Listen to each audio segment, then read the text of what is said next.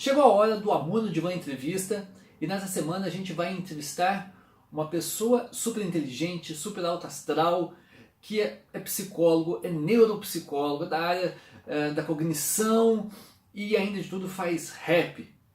Ele, que é uma simpatia, que é um bom humor em pessoa, meu amigo pessoal, vai estar conversando comigo sobre os aspectos neurológicos do amor e da paixão. Eu estou falando dele, Everton Moraes. Confere aí.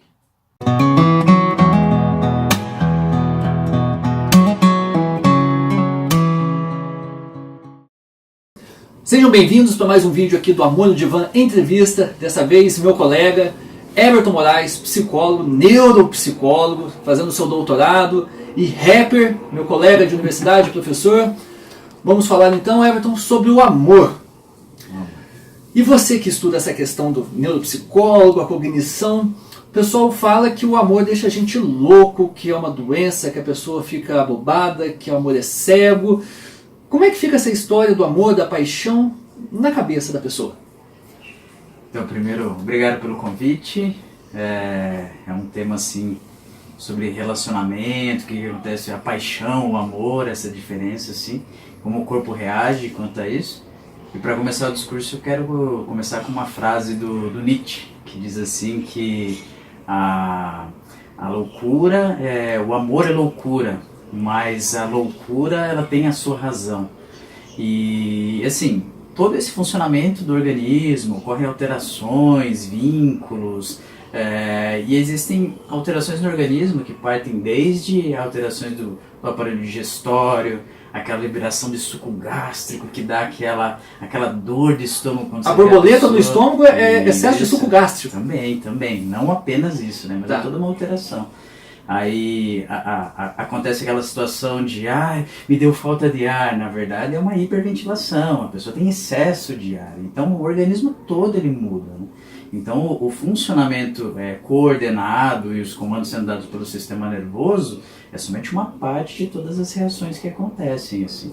Então é como se fosse uma explosão de hormônios, neurotransmissores, e existe um período para isso também, né? Tá, mas aí você disse toda uma reação do corpo, mas a pessoa, primeiro, ela de fato fica mais abobada, mais, sei lá, abobada, eu acho que é a melhor palavra, mais tonta, assim, parece que não acredita. As pessoas, eu te falei, eu não sabia, tal. Existe isso de fato? Como é que é isso? Quais as explicações neuropsicológicas para isso? Então, ocorre uma alteração comportamental a partir também de uma mudança de pensamento. Então, eu parto desse princípio, perfeito, enquanto cognitivista também. E aí, o que acontece? Existe um circuito de recompensa no nosso organismo. Então, existe um núcleo, que ali é uma estrutura cerebral que fica na região frontal do cérebro, chamado núcleo accumbens. Núcleo quem? Accumbens. Accumbens. Isso, ok. Isso. É um nome bem simples para você dar para o seu próximo filho, por exemplo. Ok. Aí o núcleo accumbens ele é muito rico de uma concentração de dopamina, que é um neurotransmissor responsável pela satisfação e outras regulações também do sistema nervoso. Uma pessoa, quando ela olha no olho da outra, ela dá aquele arrepio e tudo mais, ou seja, aquela sensação gostosa mesmo, naquele início, daquela paixão e tudo mais, existe uma alteração neurofisiológica que inclui esse aumento de dopamina nesse circuito. Existem outras alterações também de nível de hipotálamo, hipófise, que é um regulador de hormônios também, e uma liberação de adrenalina. Então todo o organismo ele parte de alterações, né, em nível neurofisiológico ali numa base química. Então conforme a pessoa ela vai criando esse vínculo, vai criando essa identificação, ocorrem essas alterações. Então, por exemplo, no processo evolutivo da coisa, assim, essas alterações neurofisiológicas elas se assemelham muito em relação a cuidado, em relação a acolhimento, até mesmo de uma mãe com o filho. Naqueles cuidados, então essas liberações químicas que acontecem, elas são muito semelhantes por causa dessa questão do início dessa criação desse vínculo também.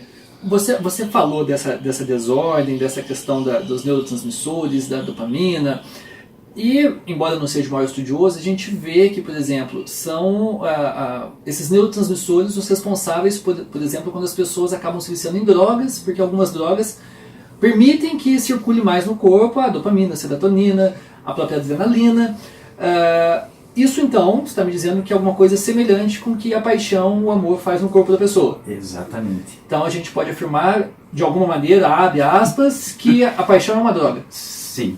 Então a neurociência em si, os pesquisadores que diretamente fazem estudos voltados a isso, eles têm algumas comparações voltadas ao uso de drogas. Ao uso de drogas que estressam o cérebro. É como o cérebro ele tem dois funcionamentos em particular, ou ele estressa ou ele deprime. E aí o que acontece? Eu usei essa frase do Nietzsche lá no começo, falando da loucura, que existe essa razão.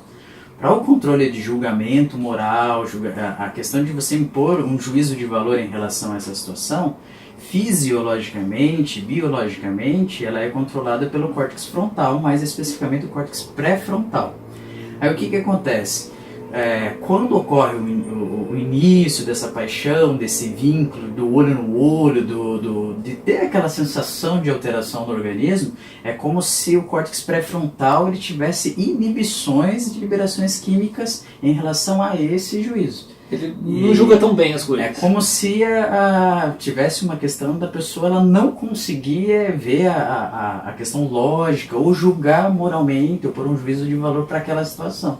É por isso que existem pessoas, mas você não viu aquela situação, você não viu que tinha um perigo e tudo mais. Mas houve uma alteração muito grande ali, uma queda de uma produção química de substâncias, mas também um aumento muito grande. Então eu tenho um circuito que funciona a partir de recompensa, mas ao mesmo tempo eu tenho inibições de outras estruturas. Então ainda pegando carona no que você estava falando, de alguma maneira a sensação da paixão, do amor é uma droga. A droga que a gente tem aí, a questão do uso dos diversos psicotrópicos, etc., ela tem um período de ativação e depois tem a baixa, por isso que as pessoas sempre estão procurando cada vez mais, porque não basta usar, né? Que aquilo, uma hora o corpo perde, quando perde, deprime, vou usar um termo que você... Como é que funciona isso nessa questão, então, se o amor e a paixão é uma droga, como é que funciona essa questão do buscar mais, ou como é que é estar apaixonado? Você disse, uma hora que o cérebro ele estressa, fica-se estressado da paixão? Sim, sim.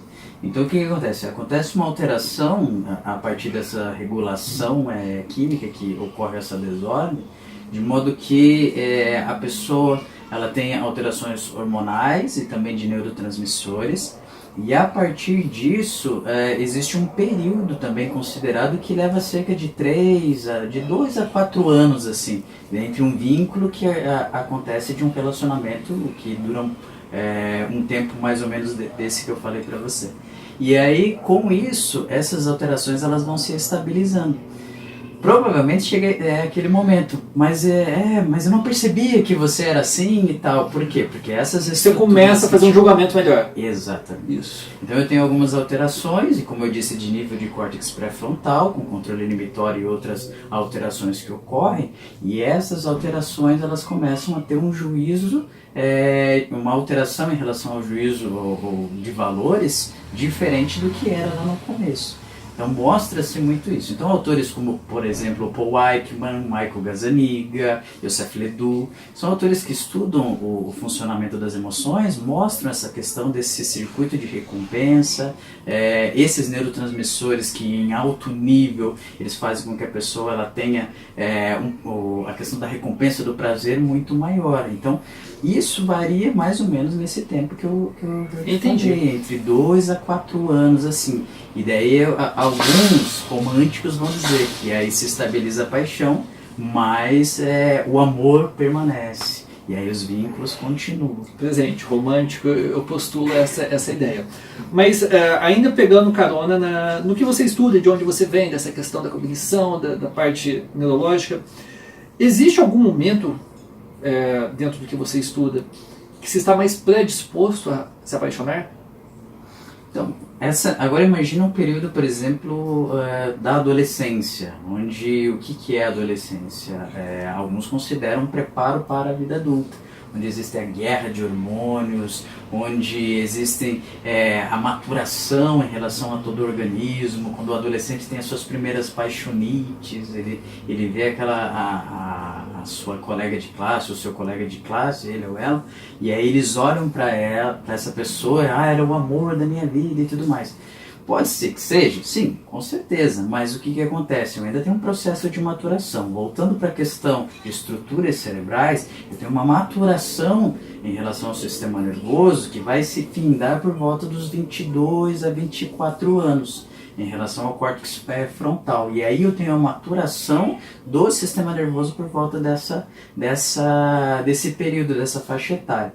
O que acontece enquanto a isso? Eu não tenho uma maturação para juízo de valores, que é o que eu tenho falado aqui. Então pode ser que nessa fase, em relação à adolescência, tenha uma explicação neurofisiológica e neuroanatômica quanto a ser eu tenho maiores paixões e etc. Mas isso não quer dizer que na fase adulta não aconteça, e porque não dizer na velhice também isso acontecer. Uma pessoa encontrar alguém lá na velhice e também ter a sua paixão na terceira idade ou na melhor idade, etc. Partindo da ideia que a gente está falando então do aspecto biológico, aspectos cerebrais, neurotransmissores, e que há hoje medicamentos que estimulam a captação, etc. É possível forjar quimicamente uma paixão? Biologicamente vão ocorrer as questões de alterações, assim, um ansiolítico pode ter uma alteração, um antidepressivo pode ter uma alteração, mas eu, como estudante de biologia, enquanto neuropsicólogo, trabalho com as neurociências, eu considero que nós não podemos apenas nos privar quanto a essa situação. Existe a questão do ambiente externo, existem as experiências, as vivências e, por que não, também uma interpretação subjetiva quanto àquilo. Mas a alteração, da mesma forma, para fazer uma relação, a alteração para uma pessoa que faz um uso, por exemplo, de cocaína, ela pode ter a alteração no organismo da mesma forma que uma pessoa que está no início de uma paixão. Entendi. Mas isso não quer dizer se usar cocaína a pessoa vai ficar apaixonada. Então existem núcleos de memória, existe um processo básico chamado de sensação e percepção, que é a interpretação disso e o recebimento desse estímulo, dessa. Então, se não tem como forjar a paixão, então talvez não. Vou fazer a pergunta afirmando: não haja remédio para quem está apaixonado. Tipo, estou apaixonado, não sou correspondido, eu quero me livrar disso. Não tem o que ser feito. Digamos que podem acontecer disfunções cognitivas, isso pelo viés que eu trabalho, assim, e essas distorções em relação aos pensamentos, assim, elas podem ser trabalhadas por meio de uma psicoterapia, mas não necessariamente eu vou forjar isso. Depende muito da situação, e é o que eu falo. Apesar de nós termos o sistema nervoso central, o sistema nervoso periférico, o organismo, isso falando num processo natural, sem deficiências, não quer dizer que o resultado que vai acontecer no meu organismo, tive um aumento de dopamina, de serotonina, uma baixa em relação à adrenalina. Da mesma forma que você, não quer dizer que a minha resposta quanto a isso vai ser a mesma que a sua. Então tem que respeitar também a particularidade desse indivíduo. Então Entendi. A alteração ela vai acontecer, mas não necessariamente a interpretação vai ser igual para nós dois, assim. Senão aparecia uma mesma pessoa e aí nós teríamos as mesmas alterações e a partir dessas alterações os dois ficariam apaixonados por essa pessoa. Isso não é uma verdade. Vai acontecer uma alteração química? Sim, mas a partir daquilo existem, como eu falei, as memórias, a interpretação desses fatos que foram vivenciados, das experiências, senão nós caímos num reducionismo muito grande e numa via mecanicista nisso. Não existe uma resposta, a alteração acontece isso. E aí você vai fazer, por exemplo, um exame de neuroimagem com essa pessoa, tem uma alteração aqui, não, porque eu estou apaixonado. Então responde muito isso, tá no começo dessa paixão, não, a pessoa é da minha vida e tal. Existe essa alteração. Mas daí vai outra pessoa fazer um exame de neuroimagem, não, eu estava na montanha russa. E daí por isso eu vim direto fazer o exame e aí... Você trouxe o Nietzsche no começo e você falando, eu já lembrei do Pascal, que o Pascal dizia que o coração tem razões que a própria razão desconhece. E ao mesmo tempo eu lembrei do Drummond, que ele fala das 100 razões do amor. Ou seja, o amor e a paixão até têm sua razão, mas são tantas razões dentro que fica difícil mensurar. É isso? Sim. Porque justamente porque existe esse funcionamento biológico, mas a interpretação, a vivência, as experiências vai ser diferente para cada um.